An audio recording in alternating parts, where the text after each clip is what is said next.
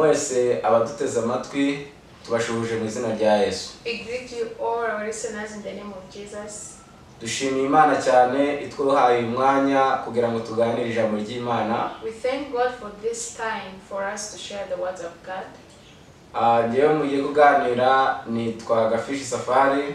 His name is Gafishi Safari and my name is Tushime Ange. I'm interpreting this sermon. Tukaba abizera bitoro ry'Abadventiste bemera ivugurura n'ubugorozi. And we are the believer of Seventh-day Adventist Reformation.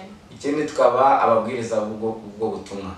And we are evangelists of this gospel. Kuko ibyo tugiye kuganira ari iby'Imana atari iby'abantu. We are going to share the spiritual things not for human. Aya mureke duce bugufi twiyambaze Imana yacu. Let's humble ourselves and pray. Senga Imana. Let's pray. Data wa twese udukunda uri mu ijuru. Our dear Father in heaven, tugushimiye ineza n'urukundo byagaragaye mu gutanga Yesu. We thank you for your kindness and love that you showed us through giving your son Jesus. Tugushimiye ko waduhaye ijambo ryawe kugira ngo rituyobore muri gihe nk'iki cy'umwijima. We thank you that you gave us your word so that it can guide us in this time of darkness. Tugiye kuvuga ibyawe turi abantu tugusabye kugira ngo bisobanure nk'Imana. We are going to speak your words as human, but we want you to explain as a God. Bana natwe muri uyu mwanya. Be with us in this time. Uturinde umwanzi. Protect us from devil. Ibyatuma duherera mu ruhande rwawe biduhana umugisha mu izina rya Yesu. Let us do what we glorify your name in the name of Jesus. Amen. Tugiye kwiga amagambo akomeye. We are going to study the powerful words. Kandi y'umwuka. And the spiritual words. Kandi birasaba kugira ngo nuyumva ace bugufi mu mutima we. It is important for any audience to humble themselves. Ntapfe kumva gusa ngo yitambukire. To not just listen and ahubwo ritindeho. Just to think about it. Mu magambo tugiye kuganira aragira afite insanganyamatsiko. We are going to study the words that is titled as itubwira ngo isano y'iyobokamana n'imyambarire. That says relationship between religion and dressing. Nashatse kugira ngo tuganire aya magambo. I wanted to share this words with you. Kuko benshi bakunda kwimakaza iby'umwuka imbere. Because so many people want to focus on spiritual insight. Ku buryo bumva ko umutima ari ugomba kugirana isano n'Imana. They think that only mind can have relationship with God. Ariko umubiri ntibigaragare. But on body it shouldn't appear. Niyo mpamvu twashatse kugira ngo tuganire aya magambo. That's why we are sharing these words today.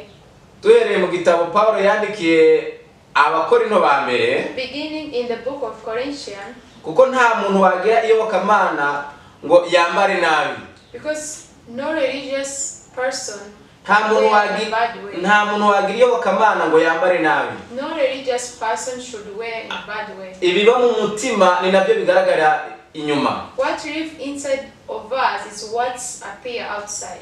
Ngaho Paulo aravuga ati Abakorinto ba mbere 10:31. 1 Corinthians chapter 10 verse 31. Reka dusome haranditswe ngo It's written, namwe iyo murya cyangwa iyo munywa namwe iyo murya cyangwa munywa cyangwa mukora ikindi kintu cyose mujye mukorera byose guhimbaza Imana. Therefore whether you eat or drink or whatever you do all to the glory of God.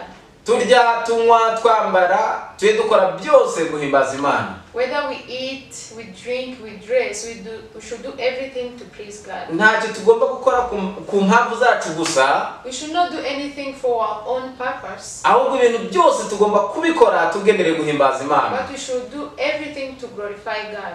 Ndaza kuvuga impamvu dutera kwambara. I'm going to speak the reason why we dress. Reka se nkuyivuga mu bintu bitatu nangwa se bine. I'm going to say this in 3 or 4 ways. Icyambere kidutera kwambara turambara kugira ngo tuberwe. First reason why we dress to look good. Kugira ngo turambara kugira ngo dushire imbeho. We dress in order to stop the coldness. Turambara kugira ngo duhishe isoni z'ubwambare bwacu. We dress in order to hide the nakedness of our body. Hari n'impamvu iterwa n'icyaha yo kwambara mu buryo bwo kwiyerekana. And there's another sinful reason why we dress in order to show off. Muri uyu mwanya ndagira ngo tuganire ibi bintu n'impamvu idutera kwambara, kuko idutera kwambara rishingiye muri izi mpamvu mvuze ko ari enye. We are going to discuss more about the reason why we dress. Kuko rero Imana ubwo yari yabihanze, Because only God created this. ngaho duhere mu gitabo cy'Itangiriro igice cya gatatu, Itangiriro igice cya gatatu umurongo 20. We are going to read in Genesis chapter 3 verse 20. Ubwo ndahera mu gihe cya Adamu.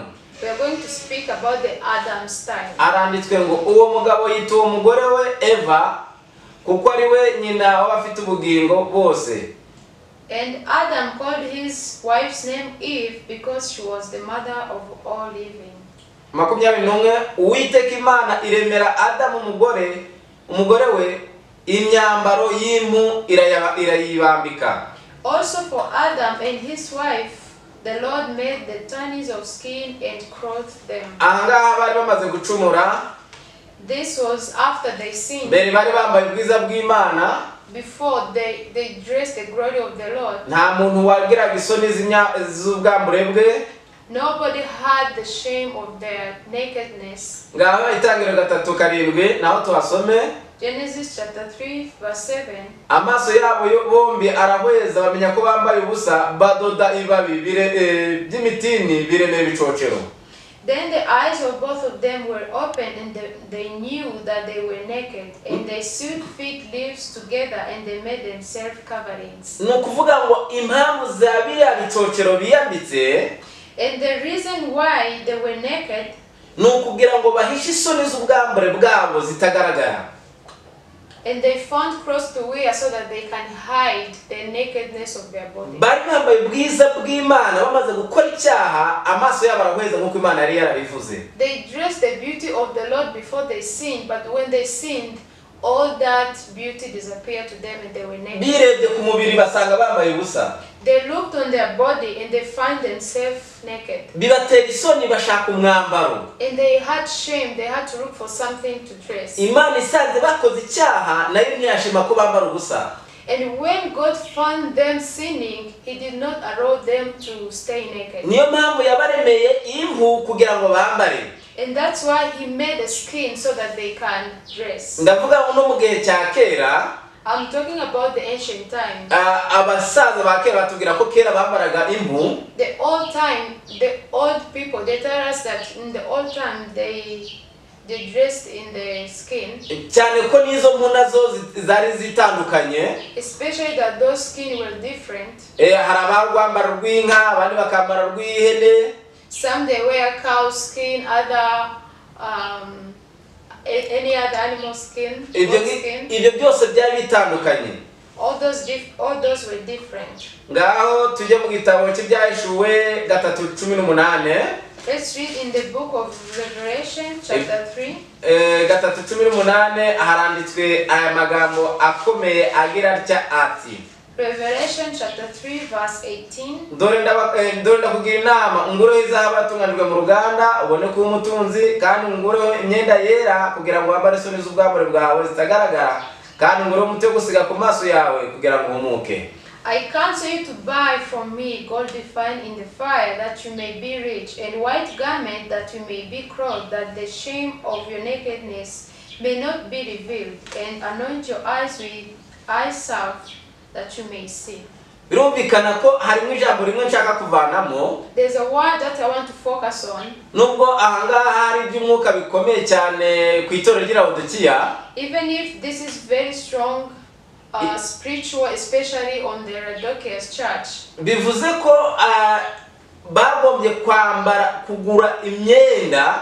They had to buy clothes.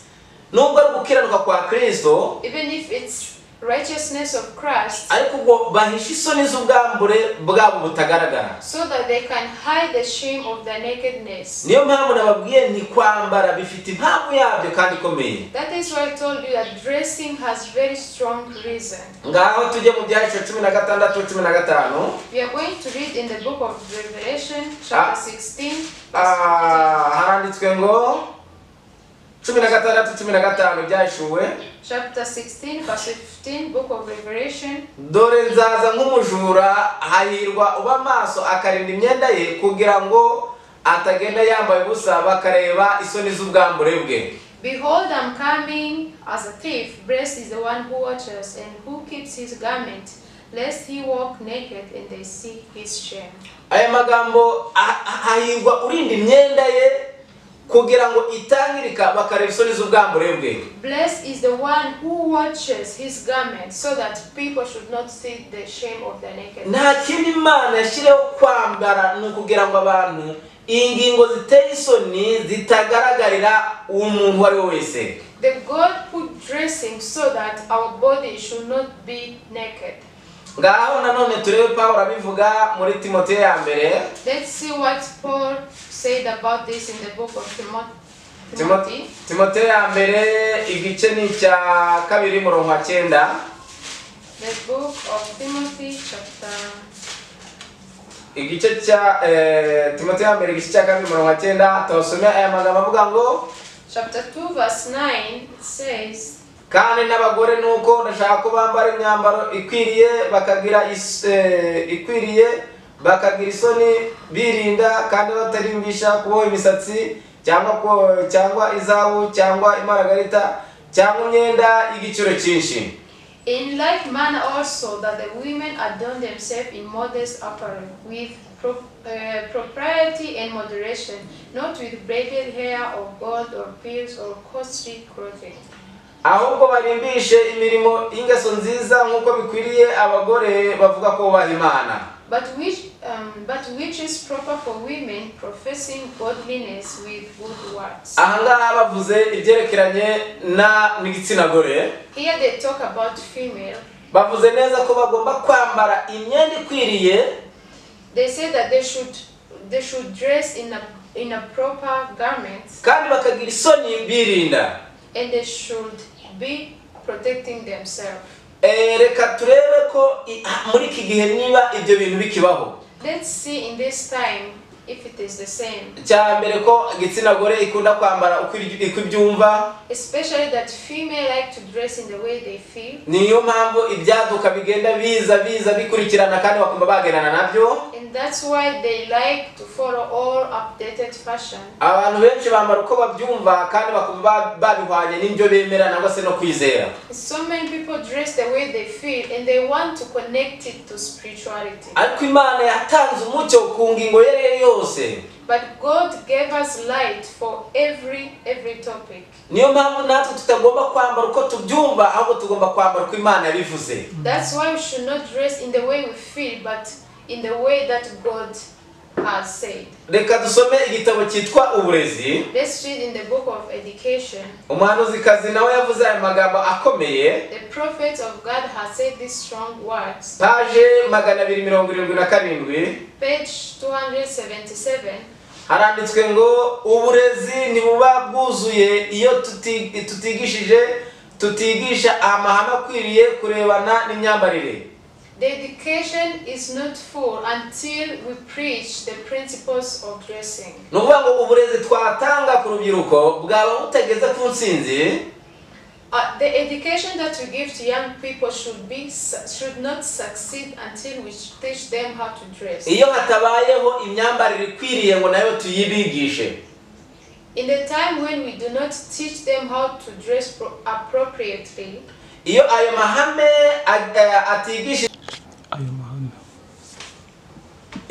mahame atigishwa, when those dressing principles are not taught, umurimo w'uburezi ukomwa mu nkokora. the education is banned. Kandi ugahindanywa. It is destroyed. Gahunda y'imyambaro kubatwa n'ibigezweho. The dressing are being mixed with the modernization. Ni zimwe mu nkomyi zigoye umwigisha uhangana nazo.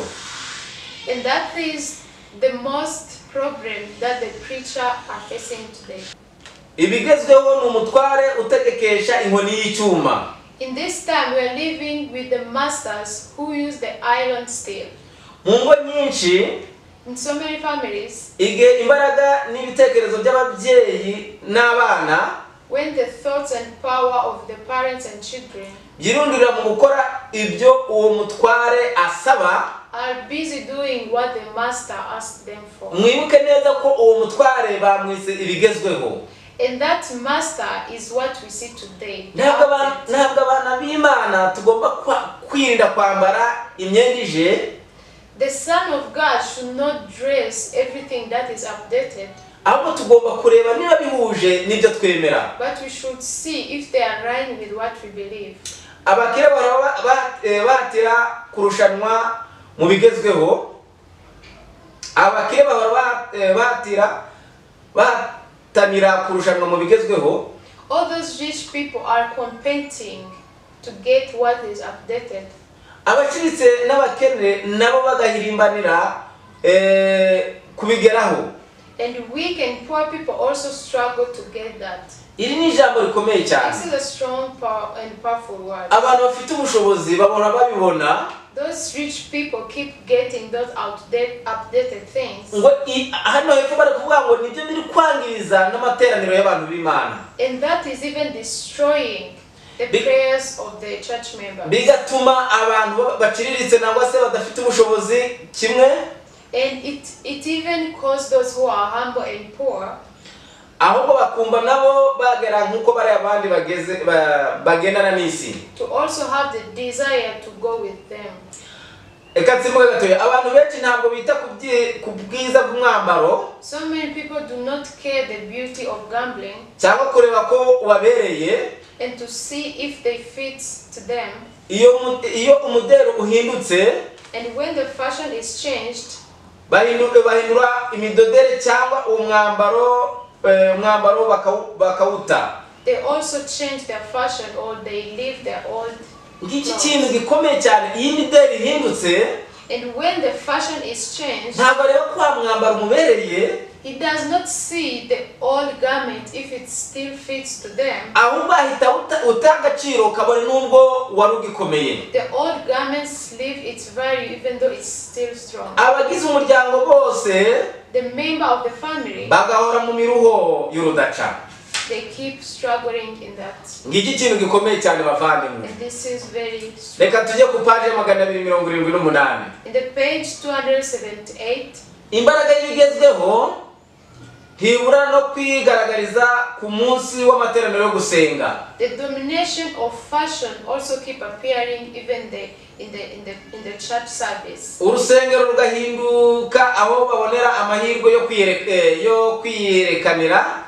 The church becomes a place where they show off their fashion. Naho bigira ibigezweho kuruta uko biga ibibwirizwa. In the place where they learn updated fashion instead of learning the gospel. Abantu bakaza mu rusengero baje kureba ko bagenzi babo bambaye. People come to church to see how other people are looking or are dressed. Noneho akareba imyenda yambawe akumva naho muri icyo cyumweru azashaka ngo ayigereho. They see the fashion that other people are dressed and he struggled to find that fashion in the next week. Amagambo bahavuge akomoka mu ijambo ry'Imana. Instead of listening to the word of God in church, ahubwo bakareba imyenda y'abaje kwiga ijambo ry'Imana uko yariteye. They keep looking at the fashion of the member who came to church. Na niyo mpamvu ababwiriza butumwa buheruka bw'ivugurura n'ubugorozi. And that's why the Reformation evangelists, dufite umugambi wo kongera kwigisha abantu ko bakwiriye kwambara nk'uko Imana ivuga. We have purpose to teach people how they should dress. Noneho hepfo haravuze ngo, and it says below, ku ishuri abakobwa bagera aho bananirwa kwiga cyangwa kuruhuka. At school, female students, they are unable to study or rest. Bitewe n'imyambaro bahambiriye. Because the tight garments that they wear. Cyangwa itabakwiriye. The unfitting garments. Cyangwa itabakwiye. The unfitting garments for akajipo ni gatoya. The skirt is very. Agashati ni gatoya.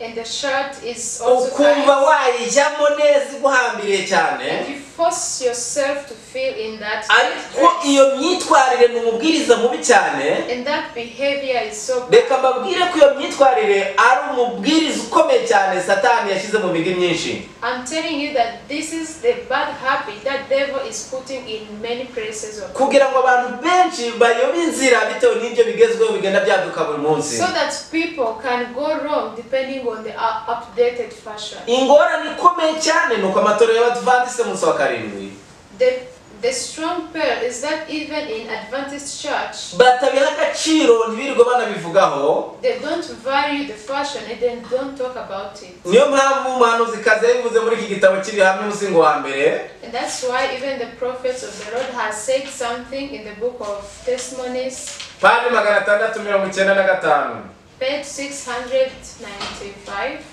hano amagambo avuga ati There's the word that says, Abadiventiste bakora icyaha gikomeye cyane mu gihe Abadiventiste bakora icyaha gikomeye cyane Seventh-day Adventists commit a strong sin mu gihe bareka abizera b'amatorero yabo bakambara uburyo butandukanye no kwizera kwabo, when they let their church member to dress in the way they feel. Abadiventiste bahawe umucyo ku ngingo yose, Adventists receive the light on everything. ariko igihe birengagije imyambarire ikwiriye, But when they deny the appropriate maze abantu bakambara dressing, uko babyumva, people dress in the way that they want, maze noneho bakitsindishiriza bavuze ngo Imana ntireba ku myenda ahubwo ireba imbere, and they protect themselves by saying that God sees their hearts, not the physical or the ariko garments. reka mubwire ko nawe twebwe abantu ubuntu But I would like to tell you that we as human, tumenyera umuntu ku myambarire yambaye. we know people by their dressing. Niyo mpamvu haba ingabo zambara uniforme yabo, That's why the soldiers have their own dressing, ibigo bitandukanye nabyo bikambara uniforme yabo, and different schools have their own dressing. na niyo mpamvu n'abayoboke b'Imana bagomba kwambara uniforme yabo, And that is why the believer of God should have their uniform. nubwo badafite irindi amasoko yabo bagomba kuya kuranguriramo bonyine, Even if there's no market for them to buy clothes, ariko tugomba kwambara mu buryo bukwiriye kandi buhishe ubwambure bwacu. but we should wear in a good way that we should hide our nakedness. Dukwiriye guhaguruka muri aka kanya, We have to stand up in this time nta gushidikanya tukarwanya icyo cyaha, without doubt to fight against that sin, maze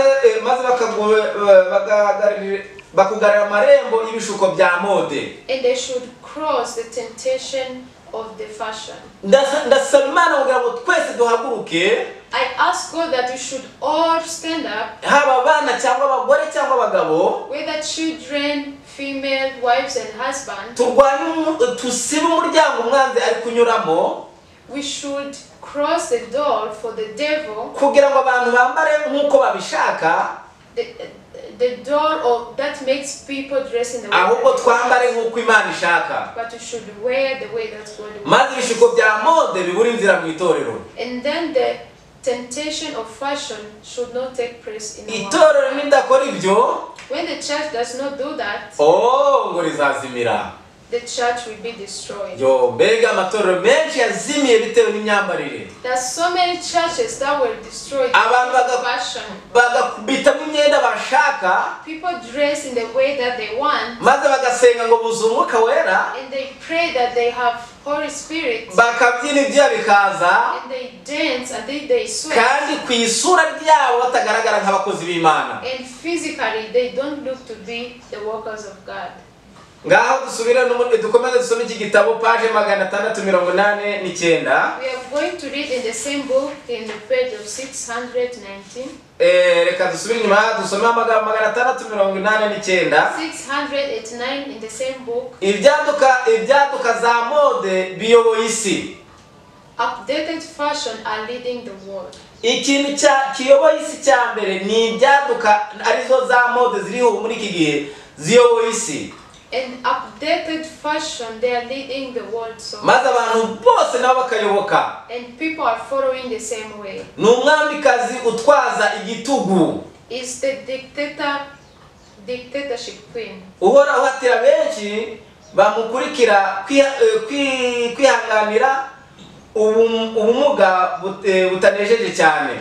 And she keeps forcing people to bear with her. nuvuga ngo bihanganira umumuga. Impamvu ndi uvuga iki kintu ndakisobanura neza. I'm going to explain this in a good words. Kubera ko abantu benshi indwara bafite muri kino gihe, Because so many people, the sickness that they have zikomoka mu byo bareba, is from what they see, zikomoka mu byo barya, is from what they eat, zikomoka mu byo bambara. is from what they dress. Wambara nabi ukaba nabi. You dress in a bad way and you become. Nukuvuga ngo mode ziriho muri kino gihe cya none, The fashion mode that exists today, nkuko dusomye ngo ziyoboye isi, as we read that it is reading the world. mu myambarire twambara muri iki gihe cya none, The dress that we dress today, bigaragara abo turi bo. it shows who we are. Wambara neza ukagaragara neza, You dress in a good way and you look good. wambara nabi ukagaragara nabi. You dress in the bad way and you look bad. None hepfo haranditse ngo And it says, ni umusoro urimbura cyane. Ni umusoro urimbura cyane. Ni umusoro urimbura cyane. it is the way to destruction Ucengera nta mbabazi. that enters in people without mercy. Bifite imbaraga ishukana. It has strong and powerful temptation. Ihora yiteguye kunenga no kuriganya umukene. It is always ready to suppress those weak people. Mugihe atihwanije nabyo mu giciro cyose. If he doesn't go according to what they want. Ndetse kugeza ubwo asa n'utanze n'ubugingo bwe. Until he can even give his life. Nuvuga ngo umukene ashaka uburyo yagera ku kiriya kintu kigezweho. The weak person always struggle to get that updated fashion. Kugeza igihe yumva asa n'utanze ubugingo bwe kugira ngo yambare ziriya mode zitemewe. Until he can even give his life in order to get that fashion. Satani anezezwa no kubona imigambi ye itsinze. Devil is so happy to find that his purpose is being fulfilled. Nukuvuga ngo afite impamvu. And he has a reason. Iyo umugore yambaye ijipo imugaragaza uko ari kose, when the female dress in a skirt that shows we her shape, afite impamvu Satani yamuteye kwambara iriya jipo. the devil has a purpose for that lady. Agenda aho anyuze hose asohoza umurimo w'umwanzi. Wherever she passes, she's walking in the purpose of devil. Wowe kugira ngo ntacyo byatwaye kandi umurimo wa Satani wagezweho. For you, you think that it's nothing, but devil is fulfilling his purpose in you. Satani anezezwa no kubona imigambi ye itsinze. Devil is so happy to see his purpose being successful. Ndetse n'urupfu rurisekera iyo rubona ubusazi abagore bari murisha ubuzima bwabo. And the death gets happy when they see those females destroying themselves. Urupfu rurisekera iyo babonye ubusazi babyise ubusazi. And the devil gets happy when they see the craziness of Bavandimwe reka nkivugeho cyane. Let me talk about this a lot. Kwambara bigaragaza ubwenge buri mu bwonko bw'umuntu.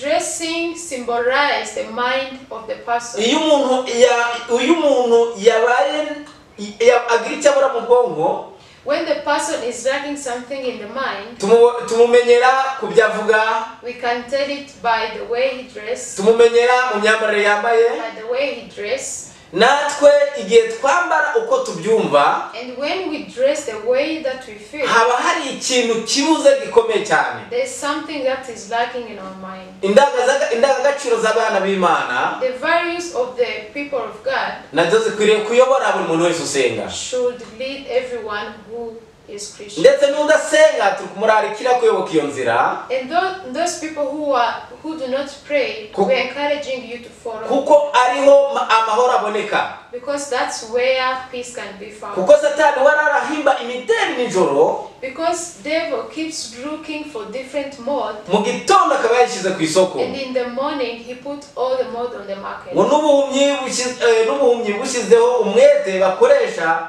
bapfukama imbere y'ibyaduka. And even the blindness make them do everything in order to get what is. N'ubuhumyi bukomeye cyane bakoresha bambara uko babyumva.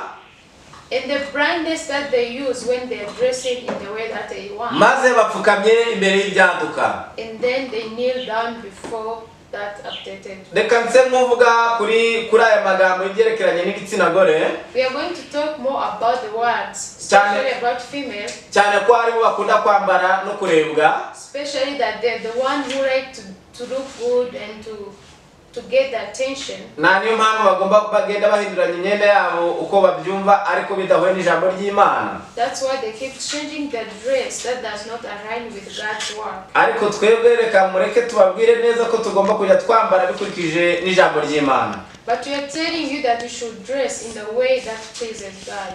Mu gitabo mfashe mu biganza cyitwa ubutumwa bwatoranijwe umuzingo n'uwa mbere. In the book of Selected Message, volume 1, ubutumwa bwatoranijwe murambabarira n'umuzingo n'uwa kabiri. it's volume 2 in the book of Selected Message, 390, page 319. Reka tuhasome amagambo avuga atya ati: We are going to read the word that says, umwambaro w'umugore ntugomba kuba umuhambiriye. the garment of a woman should not be tight. Nukuvuga ngo ku ngingo za gitsina gore On the female body zigomba kwambikwa nk'uko bikwiriye. should be dressed in a good way. Turasomye ngo umwambaro w'umugore ntugomba kuba umuhambiriye. We are reading that the female dressing should not be tight. Ugomba kuba umwambaro utabangamira imikorere myiza n'ibihaha by'umutima. It should not be the dressing that does not bother the body, the blood circulation. Ikanzu ye yagombye kutajya hejuru yaho bote zigarukira. Umwambaro w'umugore ntugomba kuba umuhambiriye nk'uko tumaze kubivuga. We have said that the female garment should not be tight. Ugomba kuba umwambaro utabangamiye imikorere myiza y'ibihaha nk'uko tubivuze. It should not bother the blood circulation. Kandi ikanzu ye yakagombye kutajya hejuru yaho bote zigarukira. And her dressing should be long enough to reach to where boots stops. Ariko nanone ikaba iringaniye ku buryo itabangamira uko gutambuka. But it should be moderate so that it cannot stop her from walking. Nuko agenda no kugenda mu muhanda, Even the walking on the street. ku buryo byaba ngombwa kwifatisha ibiganza. Even though to the point where she can have to remove it so that she can walk perfectly. Nukuvuga ngo ntabwo nkuko tuje tubona za mode ziriho. As we see different modes, Umuntu akagenda yambaye ikanzu igenda ikubura umuhanda wose. people dress in a big dress that keeps. Ntabwo kagenda ayifatishije ibiganza. Or he has to take that dress. Ibyo ntibibaho, ntabwo ari byiza. That is not good. Ntabwo simufashe ku buryo gutera intambwe bitoroha. Or the dress that is tight that she can't even walk. Nukuvuga ngo nkuko nabivuze ntabwo amabote y'abagabo n'abagore ari maremare angana. As I have said, the boots for female and men are not equal. Ntabwo bavuze ko ari hejuru y'amavi. They did not say that it is above. Ntabwo dusomye ko umwambaro w'umugore ugomba kuba hejuru y'amavi. We did not read that the female dress should be above the legs. Niba ukora ibyo ngibyo umenya ngo uri kwambara mu buryo Imana itemera. If you do that, know that you are dressing in the way that God does not. Kandi nababwiye ko tugomba kwambara kugira ngo tuberwe. And as I've told you that you should dress in order to look. Tukambara ngo dushire imbeho. In order to stop the coldness. Tukambara ngo duhishe isoni z'ubwambure bwacu. Also to hide the shame of our nakedness. Tutambara kugira ngo twiyerekane nkuko nabivuze. We don't dress in order to show off. Imyambaro y'ahantu hakonje n'ahashyushye igomba kuba itandukanye. The dress for the cold press or hot press should be different. Ariko nabyo ntabwo igomba gutandukana gutandukane n'ijambo ry'Imana. But also those dress should not be different from the word of God. Bashiki bacu bavandimwe, Our dear sisters and brothers, ni mucyo twongere twerekeze Bibiliya, twegamire Bibiliya. let us today follow what the Bible says. Maze twambare tuberwe nk'abakristo b'Imana. And dress as a Christians. Ngaho dusome ubutumwa ku basore. We are going to read in the message to young people. Page 353. Page 353. Aho haranditswe ngo ntabwo turwanya kwambara umuntu akaberwa. We don't tell people not to dress in a good way. Nukuvuga ngo ntabwo ijambo ry'Imana ribuzanya kwambara umuntu aberwe. The word of God does not tell people, does not stop people from dressing in order to look good. ibyiza bitunganye ntibikwiriye gusuzugurwa Every good thing should not be denied cyangwa bicirweho iteka. or to be judged. Nuvuga ngo niba imyenda ije kandi itunganye nituyambare kuko ijyanye n'ijambo ry'Imana. If the garments are updated and they are good, we should dress them, but if it aligns with the word of God.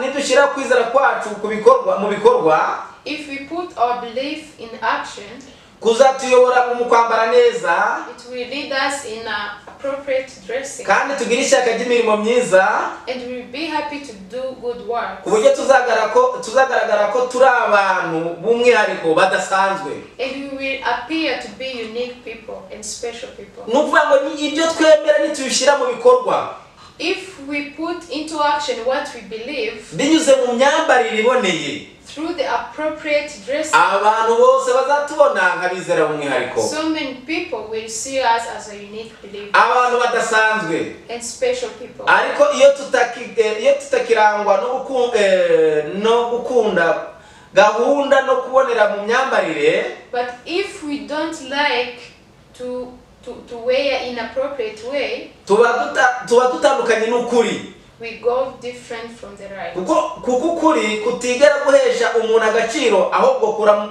kuramuzamura. Because truth does not give value to human, but it lifts humans up. Kuko ukuri kutigera gutesha umuntu agaciro, Because truth does not devalue people, ahubwo kuramuzamura. but to lift them up. Yesu ashimwe bavandimwe. Praise the Lord. Ni ukuvuga ngo ukuri ntikujya gutesha umuntu agaciro, The truth does not devalue human, ahubwo uko kuri kuramuzamura ukamugeza ku rugero rukwiriye. but that truth lifts those people up. Iyo abizera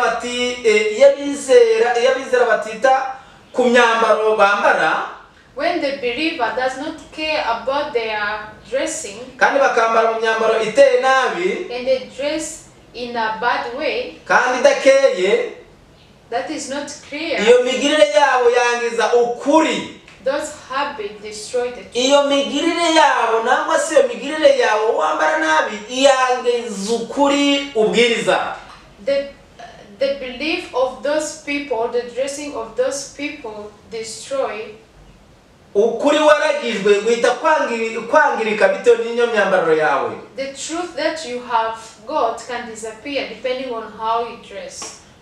Intumwa Pawulo ihumekewemo n'Imana, The Paul said, yaravuze iti, he said, kuko twahindutse ibishungero by'ab'isi n'iby'abamarayika n'abantu, because we have become the attention of the people. birababaje kugira ngo utambuke mu mugi abantu bose bagukurikiza amaso. It is very sad to walk in the town and all people stare at you and get surprised. Maze ugataha nta kintu yumva mu mutima. And then you go home without thinking about Ijuru anything.